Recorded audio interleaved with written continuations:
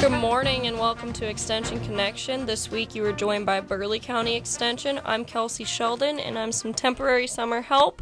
And I'm joined with our ag agent, Bruce Schmidt, today. How's it going? Well, it's going. It's been one of those weeks that kind of been running into just a whole lot of stuff out there that we'll be talking about. And we'll let you get started because I know you've got an idea that maybe, especially with our dry conditions, might be very pertinent at this time. Yeah. So I brought in this morning, I thought I would talk with our listeners out there a little bit about square foot gardening. And I know if you are a dedicated listener, you probably heard me talk about this a little bit last year and stuff. But like Bruce said, you know, obviously it's a very unique year and we are suffering greatly from moisture and stuff. I know even parts of Bismarck are in some water restrictions right now and stuff. But if maybe you are, you know, a residential person that lives more in town and you don't have really an area for a big garden, or maybe you even just are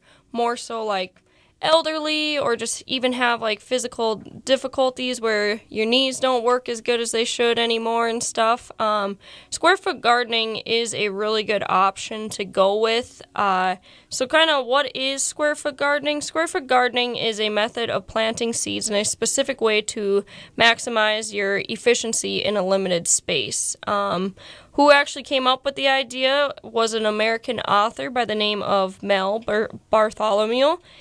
He's written many books on square foot gardening, and also if you ever are interested, you can look online, and there's many opportunities to become a certified instructor. So why is it that people would want to use square foot gardening? Well, square foot gardening is kind of more of a modern and trending practice for gardeners, like I said, in a residential area, maybe elderly people or those who need raised beds because of physical abilities. It's gained popularity because it makes gardening easier and the results in you have results in higher productivity compared to the amount of space used. It's also great for gardening with the youth, and best of all, you can adapt it to the size that meets you or your family needs. I can just say from personally trying it last year, I did have some gardening programs where we implemented this with some youth out in Wilton and Wing last year, and they loved it. I mean, they love setting up kind of each square foot gardening and figuring out how many seeds could go in there. So typically people ask, well, how big should a bed for square foot gardening be? Your beds can be anywhere from 2 by 4 feet, 4 feet by 12 feet, but most commonly people will implement a 4 foot by 4 foot. And then the depth of your bed, you're going to want at least 6 inches, but 12 inches if that's going to be a better accommodation for some of your root crops like carrots, potatoes, and parsnips. A lot of people, when they inquire about square foot gardening, they ask, well, can I actually use regular garden soil for it? Your answer is yes. However, Mel had came up with a soil himself that is very beneficial and can be easily implemented. So it would be a third sandy loam soil, a third peat moss, and a third compost. And that's going to be measured in volume rather than weight. Do you have to actually have a raised bed to do square foot gardening? No. You can put it right in the garden and stuff by using either string or building a grid for it. You just have to make, you know, a square foot and do it however big you're going to go with it. But the nice thing about using a raised bed is actually you're not going to deal with any weeds or pests or as much as if you had it in the garden itself. So if you are interested in going about building a box, first what you're going to want to do is figure out the size you're going to use. And if you're a first timer and you're like, boy, this is something new, I'm just not really sure how to go about it, why don't you start with a smaller box like a 4x4? That tends to be easier, and you can go, I mean, anywhere in Bismarck and find some lumber that are like 1x6 boards, and then you can even make it portable if you put a piece of plywood on the bottom of it, and that way you can move it around. If you don't ever plan on moving it, then you can simply, I would suggest to put a line of fabric at the bottom, again, to just kind of prevent any of those weeds below it. The location of your garden box, you're going to pick an area that gets 6 to 8 hours of sunlight. Make sure it doesn't puddle or have high water tables. And then kind of some advantages of going about square foot gardening is you can harvest more plants because you're planting in blocks rather than rows. The squares are much easier to water because you're not wasting water between the rows. You'll have less weeding because, again, there's not any rows, and then your pest control is going to be easier, and you can actually rotate your crops by squares instead of the location. Squares are going to be more aesthetic and require far less work. And you ain't going to have to till this up each summer either. Your garden soil in the spring is going to warm faster and it's going to drain better. And then you can implement succession planting as well. So that means once a square is harvested, and if there's enough time yet in our summer, you can grow something else new in that square. So an example, like a cool season crop, you know, lettuce is only going to take so long. So then once that's done, you can go ahead and put something else in that spot. Kind of a general recommendation for is how many plants per square. So if we're going to talk about extra small plants, that would include examples of carrots, radishes, and onions. You can actually put in 16 per square. If you're going to do smaller plants, which are like your bush beans, your beets, or spinaches, you're going to do 9 plants per square. And your medium plants, lettuce, basil, or even marigolds, you'll do 4 plants per square. Now your larger plants like tomato and eggplant and broccoli, that's just going to be 1 plant per square foot. And then finally, if you love your watermelon, pumpkins, or zucchini, you're going to need 1 plant per 2 square feet. So that's pretty easy. And then, you know, like we said, we're kind of in that drier year. And so some watering tips, if this is something you do decide to implement, don't overhead water, but water rather at the base of the plant. Spray or mist newly planted seeds daily or twice a day if necessary, which this time of the year, if you're going to do it right now, and like I said, with the heat, definitely do that 2 times a day. And then if you are putting in any transplants, let's water those immediately. And lastly, just kind of one last watering tip, as we've talked and preached on here many times, we're going to want to water in the mid-morning rather than in the evening.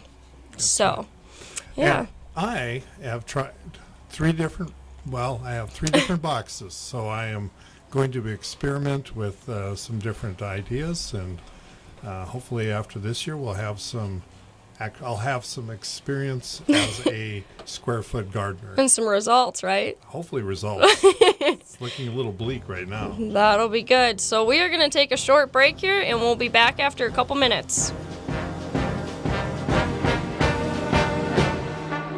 Right now, 64. Here's Sean Hannity, weekday afternoons on Super Talk 1270. Welcome back to Extension Connection. This week you were joined with Burleigh County Extension. I'm Kelsey Sheldon. I'm some temporary summer help, and I'm joined with Bruce Schmidt, our ag agent. Before the break, we talked a little bit about square foot gardening and how it's something you may be able to implement a little bit more this year with dealing with the dryness we've been seeing. That's right. Yeah. And we also have kind of another concern with the dryness, and for our Bismarck residents, Bismarck Lincoln, not our Mandan residents, we have the water restrictions. So we are looking at getting some calls and some concerns about especially the lawns. Gardens, you know, I think definitely are a concern too, but I think in our gardens we can do some things with mulches. Kind of keep that moisture sealed. Yes, just keep it down and sealed. But the questions that we're getting, and you know, the thing is, when you're dealing with a drought, it's got to be a multiple prong defense. There is no one answer, and you know, and again, we're talking about, you know, how long is the water restrictions going to be and things like that, and we just don't have those answers yet. But as we think about the lawns, let's think about it as we're training that lawn to survive with less water, and by that we can do some again, we can stay off the lawn. Yeah. You know, we don't need to be fertilizing, we don't need to be aerating at this time. Hold off on those projects. Even our mowing. we can cut it a higher, and they're again probably in that 3.5 inches. And I know I'm doing that with mine, and I'm getting all those little seed heads, and my lawn looks terrible. But at the same point, it's one of those attacks that I'm going to use so I can kind of minimize the amount of water that I'm using. Well, and I think a lot of our residents or county, I guess, besides county residents too, you got to be, especially with the conditions we're in and stuff, be a little more lenient with how your lawn looks and a lot more realistic about expectations for it as well. I know a lot of people have called in asking if there's any way to prevent your grass from going to seed, excuse me. No, there isn't. Yeah. It's just the natural thing that the grass is going to go through, and especially under these stressful conditions. So, if you do cut, when you do cut, having a good sharp blade is also going to minimize that tear that will do the browning. And then, again, when we have the opportunity to water, depending on your address, is by doing smart watering. Let's call it that way. Yeah. Figure out what you're actually putting out there. A tuna can just works really well. Put that out there, run the sprinklers, keep track of the time, and figure out what you're actually applying. Because right now I'll ask, I run the sprinkler for 20 minutes. That doesn't say how much you're putting on. Because 1 inch a week is going to be able to easily maintain it. Mm-hmm. And you can go down as less as we heard on our conference call, 1/3 of an inch, 30 hundredths. And then that's going to keep it from going into dormancy. And that's going to maintain your water right now and kind of these conditions. I've even kind of told a couple people, they call in and, well, like you said the other day, I think, in one of our meetings, that it looks like August out there right now, which it certainly does and stuff. And usually that time of August is when we get a lot of homeowners calling in and saying, well, there's got to be something wrong. My grass is dying. It's not dying. It's like you said, natural response to the heat.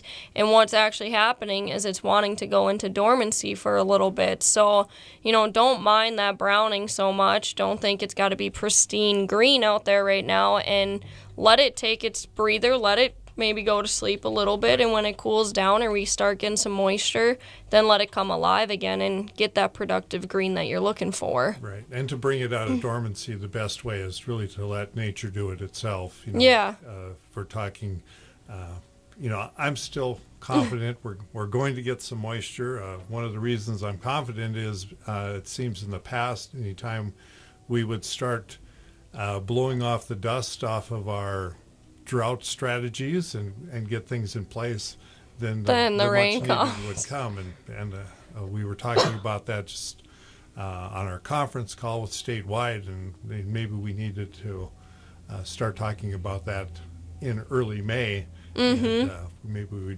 wouldn't be in the situation that we are. But it is something that, like I said, for our homeowners, it's just something that I think we're going to have to adjust. As far as our trees and our shrubs, the only concern that I would have is if they are newly planted. Yeah. Anything that has been established is going to come through this. It can handle and tolerate that stress. Yeah, most definitely. And one of the things that goes hand in hand with dry conditions is, on especially our trees, is aphids. Yep. And I know you've got some information as far as what you're seeing, and probably very similar to what I'm seeing also. Yep. And so we've had, I think, probably, I guess, I've only started here this summer 2 weeks ago, 3 weeks ago. So I don't know how long you've seen them before and stuff, but probably early spring is when people typically see aphids. And one thing I just want to let you know is, like, if you see quite a heavy infestation, reason for that is actually aphids most commonly are rose aphid. there's many types and stuff, but they actually don't need a male to reproduce. So it's typical for them in the summer to get up to 15 generations on, an area and stuff. But aphid damage to our trees and shrubs are going to typically look like distorted leaves. They're going to curl really tightly. They're going to get discolored. Any that are really curled tightly, if you pull back the leaves, you're going to be able to see, a bunch of aphids or just kind of even some different material under there. What people need to know is, okay, yes, again, kind of like 2 weeks ago, we talked about galls. Your tree isn't going to look pretty. It's going to be kind of ugly looking. Right. But those aphids are really doing very minimal damage to your tree. And your tree, again, can handle that stress. Unless it's older and it's been going under stress, for quite some years, then, maybe you need to implement something or just realize, hey, my tree's kind of getting towards the end of its life. One of the secondary problems with aphids is the honeydew. Yes. The secretion that, gets onto our vehicles, especially if you're parked, in downtown Bismarck or wherever, but underneath some of the trees or in the parks.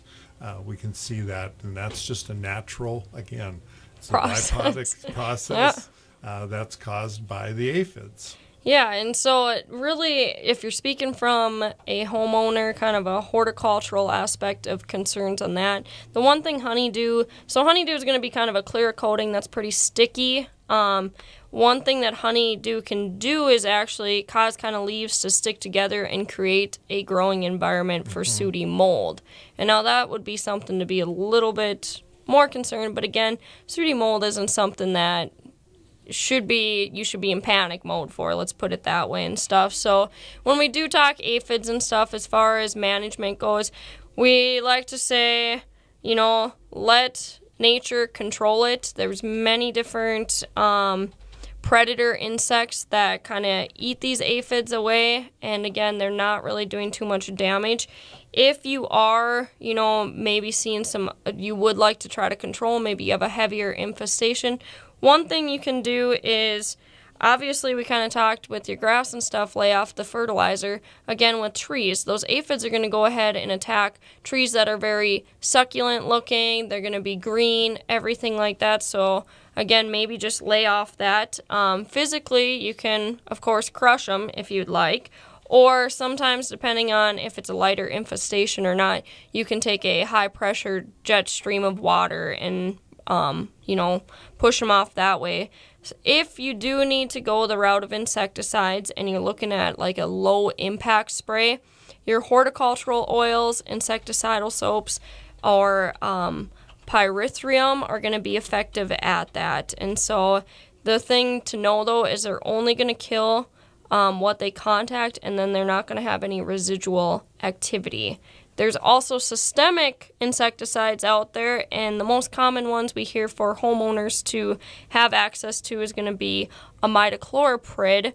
And this here, what happens is actually these systemic products are taken up by our plants. They're going to be transported through the sap to the foliage, stems, and branches where the aphids are feeding. And once then they eat that, obviously it'll kill them.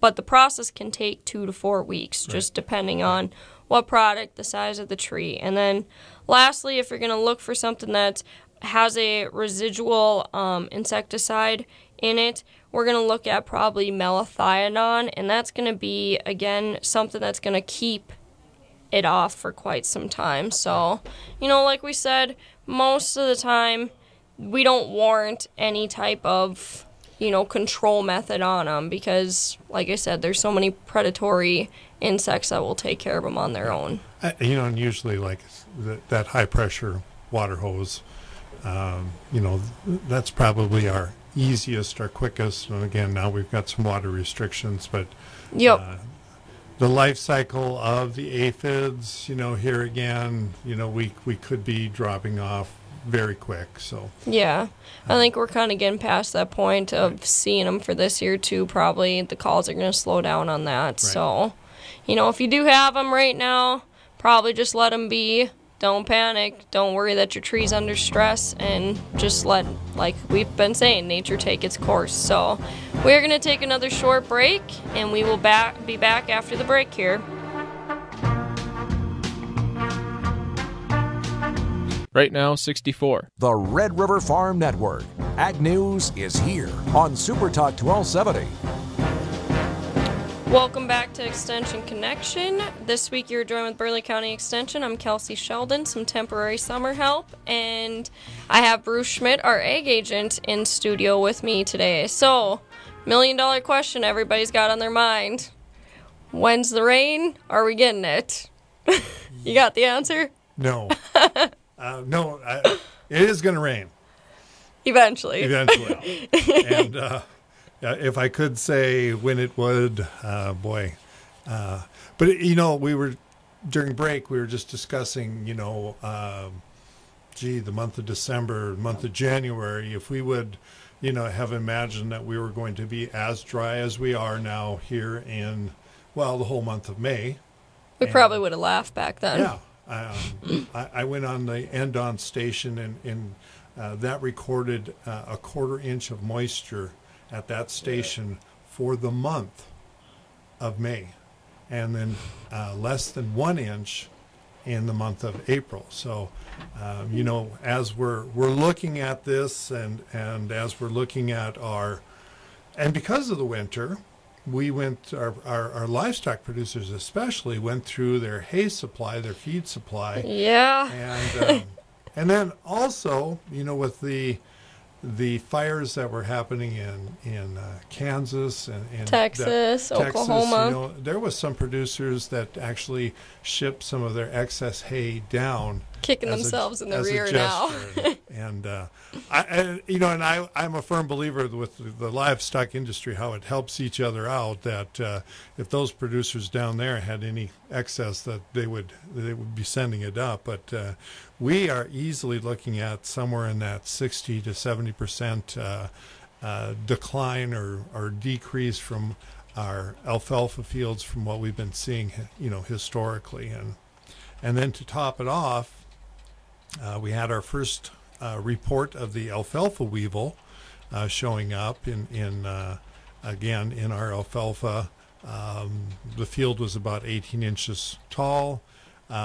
Symptoms were kind of a whitish appearance. As he looked at it, when he got in, he saw the leaf actually being skeletonized. Oh, boy. And so the adults are out there. I told him he needs to go back out, start scouting, see if there's the larva. But our best scenario, as far as if they are present in our fields, is to cut early. And again, when we're saying cutting early, maybe that's not such a bad strategy anyway, because it does seem like the alfalfa plant has just been sitting there, reached about 18 inches in some of our areas, the low areas especially. I was going to say some. Less than that across the top of the hills.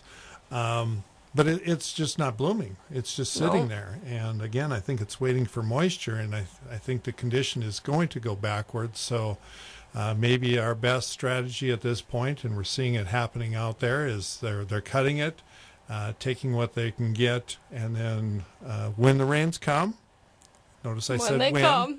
Hope for that second cutting. But our livestock producers, there is some strategies. Again, when we're talking, it's good to have a drought management or some drought plans. And some of the things, NDSU is setting up a website. If you just put NDSU drought or NDSU extension drought, it'll take you right to this. And right before I pulled a nice article with some strategies when it comes to our livestock production and our livestock producers. Again, we're talking about maybe our early weaning is an option. Some have already, we've seen the KISS numbers, we've seen Napoleon's numbers and Dickinson's. So we're seeing a lot of downsizing, culling, Yep. of our herds already. So trying to take that pressure off of the pastures and minimize the numbers. And then there's also, maybe putting them in a dry lot for a temporary and take that pressure off of, again, if the moisture, when the moisture comes, how much is that pasture going to rebound is kind of going to be an interesting question. And then maybe you can do, I know Jerry in our office was saying that her brother from South Dakota is going to be doing the dry lot feeding throughout the summer and hoping, knocking on wood and stuff, that, he can then do fall grazing before the snow comes too. I mean, that's always a concern, is when is the snow coming too? When do you got to have that hay prepped and stuff? And like you said, these numbers around the sales barns are going up quite a bit. So, we had a pretty nice article out there by the Tribune yesterday, kind of how they're making accommodations for the farmers and ranchers by adding extra sales throughout the week and stuff. And from what I've kind of heard around and everything, that thankfully, the market of cattle is staying pretty decent for that as well, with all of them that are being sold. Right. And I guess if there is, one of the options, or I should say option, but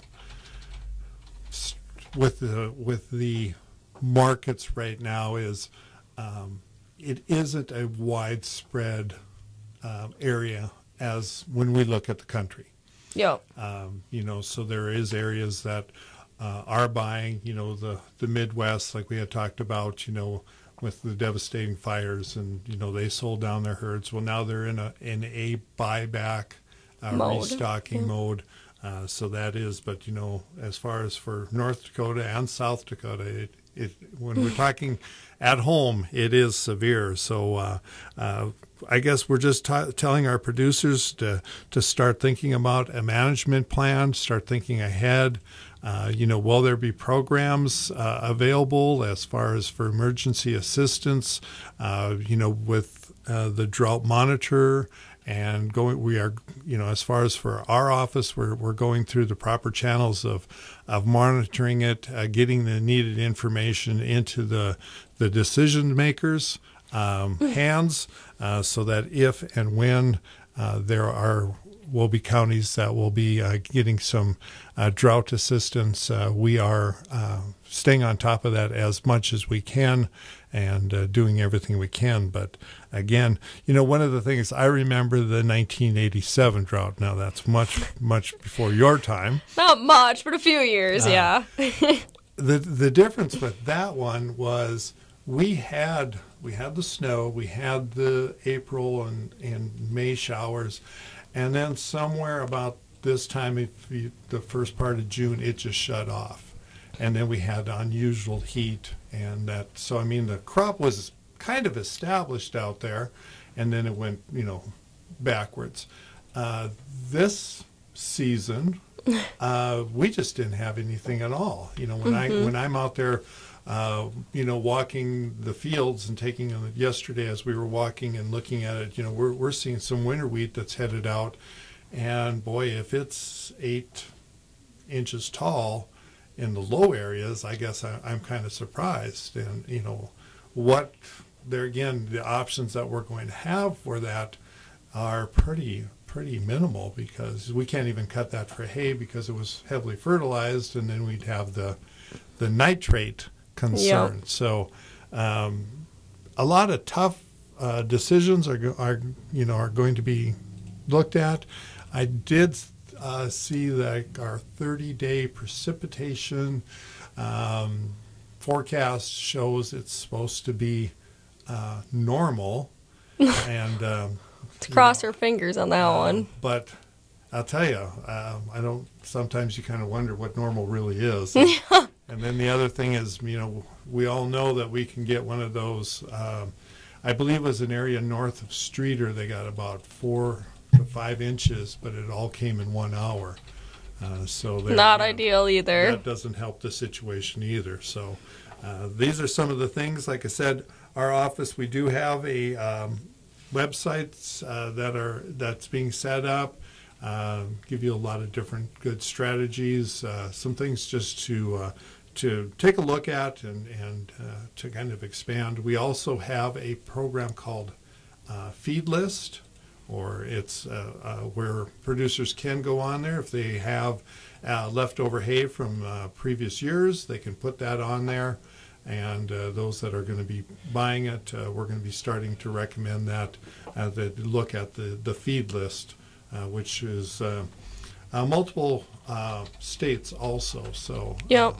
It might be, again, one way, because when we're calling around asking if people have available Hayland or CRP land, and I think everything is probably spoken for already. Yeah, yep, it's going to be definitely slim pickings, and I know, again, I have a pretty good friend out in the southwestern corner of the state, and he said even a lot of that CRPA was used up last year, was utilized, so yeah, it's going to be a tough one, especially like you said, no rain, and if we're getting it, it's definitely needed within this next 2 weeks here. That's going to be a big game changer, I think, for everybody out there. Yep, I agree. So, I agree. All right, we'll take our last break and be back here after a couple minutes.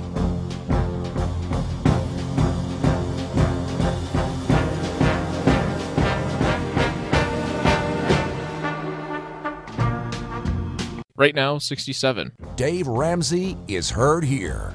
Super Talk 1270.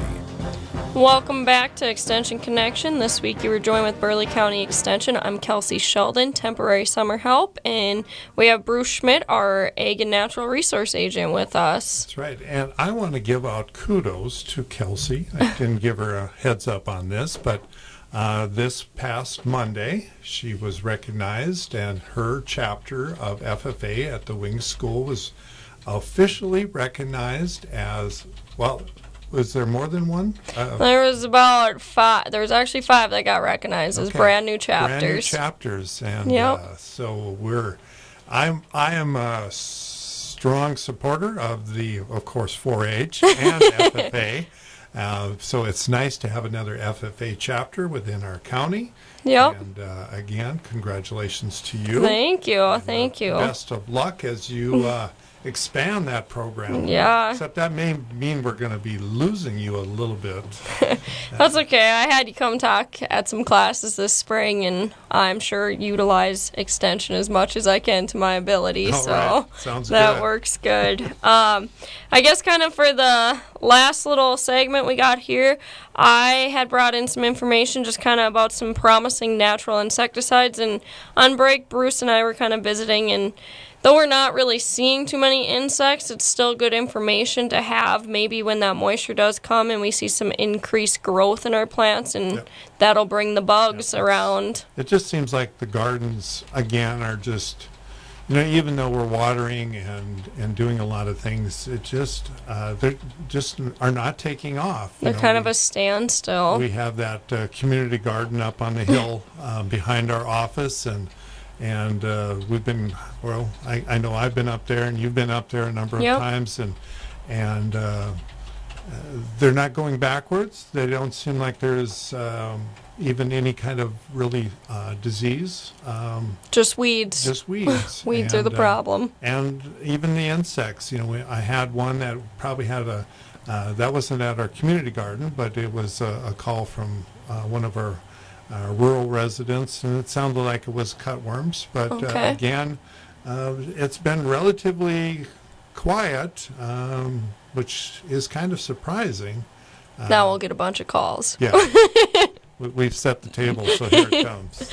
Yeah, so, we kind of talked, I know last year and stuff, too, about maybe some promising natural insecticides out there, and it's always a good option, especially for organic growers or those, too many people, we think there's just too many chemicals, being used and implemented this year, or not this year, but always not only in our crops, but in our gardens as well, so typically, when you see a bug, your first reaction is, well, I got to kill it. What can I use to kill it? They want to go buy an insecticide, but if you really think about it, do you want to put toxic chemical on a plant you plan on eating?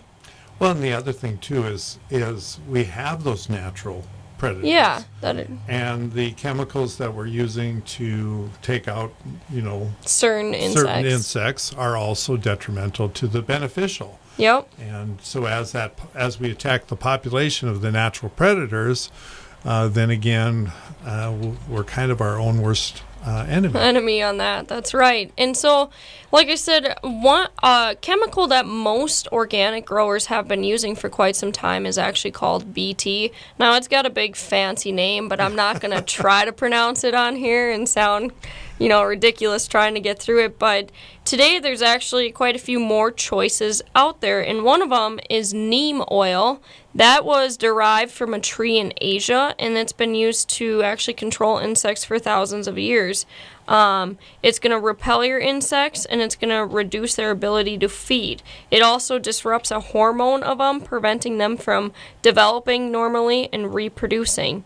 It's going to work against almost all insect pests in the garden, and as a bonus, it will prevent powdery mildew and many other fungal diseases. So that's a pretty good positive, but neem oil does have some limitations on it too. It doesn't kill on contact, and the insect feeding is reduced, but it's not going to be stopped. Since it disrupts insect development, it is most effective used against insects before they mature, obviously.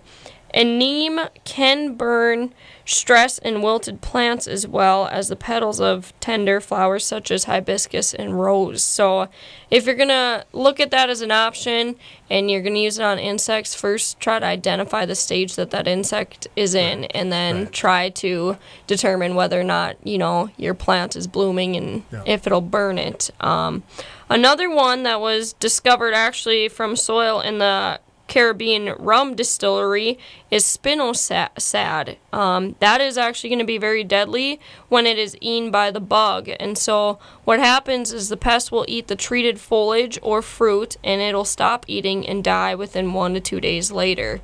Spinosad does a poor job controlling pests that suck sap out of plants, like we talked earlier, aphids or cucumber beetles or even leaf hoppers.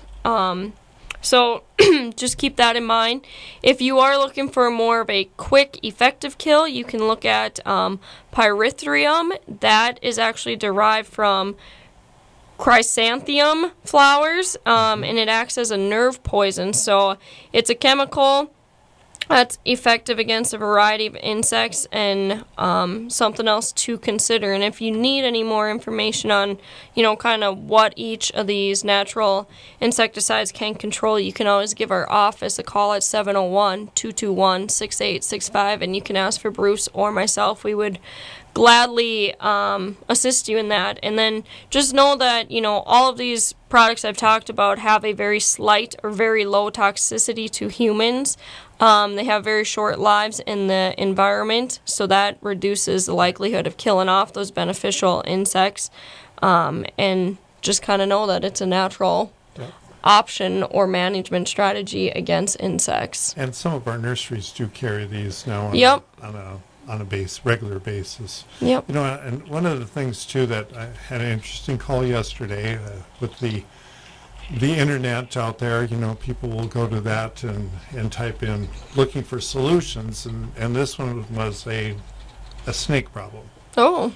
And they read the snake was in the gardens areas, and again, garter snakes are not, they're not harmful. But they're gross. I hate snakes, so there's only one option with them. We'll go with that. But she had read that she can put salt out. Okay. And but the quantity of salt that she was putting out in her garden was high enough that it's going to actually hurt the plants. Oh, boy. So, we have to take a look at the big picture when we're out there, when we're spraying. What are the other side effects? Reading something on the internet, yes, it caused the snake to leave, but at the same point, she, it's quite possibly with the dry conditions, she harmed her plants. She's going to harm her plants. Yep. And so, these are the things that, again, when you're researching it, almost anything can be put out there. And if it's again, we use a University of Minnesota diagnostic website. Yep. Very good. Works for our areas. So, I mean, you can go outside of the area, but, make sure it's research-based. I guess that's the biggest thing that I would say is you'll be able to see on the domains, the .edu is going to be usually a relatively safe, unless it's the deep south, it might not apply up here. But at the same point, if it's something like from University of Minnesota Extension Service, those would be very reputable ones, along with our sites that we have. You should be able to check those out. And but as always, if you run across them and you have questions, feel free to give our office a call or send us an email or even a message on our Facebook, and we'll get back to you just as soon as we can. Yeah, absolutely. And one thing that I always recommend, if I do have people who call in and say, well, I have a computer, I can look in and do the research. Always, if you are looking for that research based and you want to know that there's, the research behind it that proves that it does work, if you do a Google search, simply put the word extension behind it or university, and that is going to come up with your research-based info that you're going to need. So that looks like we are about out of time, and so we will be back 2 weeks from now. We thank you for listening, and like we said, if you have any calls or concerns, you can stop by our office or give us a call.